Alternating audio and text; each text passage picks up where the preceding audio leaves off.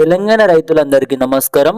1 నుండి 3 ఎకరాల వరకు తేదీలు వచ్చాయి. 4-5 ఎకరాల వరకు తేదీలు ఇవే. 5 నుండి 8 ఎకరాల వరకు తేదీలు విడుదల చేసిన రాష్ట్ర ప్రభుత్వం, 10 ఎకరాల వరకు సంక్రాంతికి డబ్బులు విడుదల చేసిన ప్రభుత్వం, డబ్బులు అనేవి మరికొన్ని రోజులలో మీ అందరి ఖాతాలో జమ చేయడం అనేది జరుగుతుంది. రాష్ట్ర ప్రభుత్వం రైతు భరోసా సంక్రాంతికి విడుదల చేస్తామని ప్రభుత్వం చెప్పింది.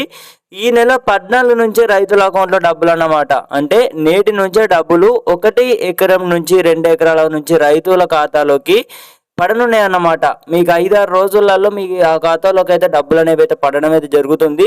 ఒకవేళ మీకు డబ్బులు అనేవి పడకపోతే కొన్ని రోజులు వేచి ఉండండి, డబ్బులు అనేవి రైతుల అకౌంట్లో పడడం అయితే జరుగుతుంది. రాష్ట్ర ప్రభుత్వం శ్రీకారం చుట్టినట్లు సమాచారం.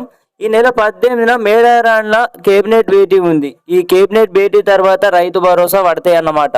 సో చాలా మంది అయితే డబ్బులకు సంబంధించి ఇంకా పడలేదు అని అయితే మెసేజ్ చేస్తున్నారు. సో వారందరి కోసం ఈ యొక్క క్లారిటీ అన్నమాట.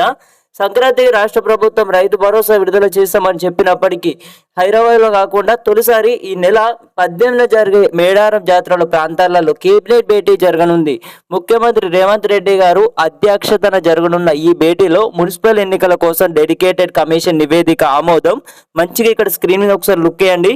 రైతు భరోసా పథకాలపై కీలక నిర్ణయాలు తీసుకునే అవకాశం ఉంది.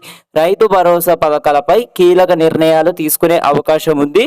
ఈ మనం న్యూస్ చూస్తున్నాం. రైతు భరోసా డబ్బులకు సంబంధించి లేటెస్ట్ న్యూస్ అన్నమాట. సంక్రాంతికి విడుదల చేసిర్రు అన్న అంటే సంక్రాంతి రాష్ట్ర ప్రభుత్వం విడుదల చేయట్లేదు. సంక్రాంతి తర్వాత డబ్బులు అనేవి అయితే పడడం అయితే జరుగుతుంది. తెలంగాణలో మొత్తం 33 జిల్లాలు అయితే ఉండడం అయితే జరిగింది.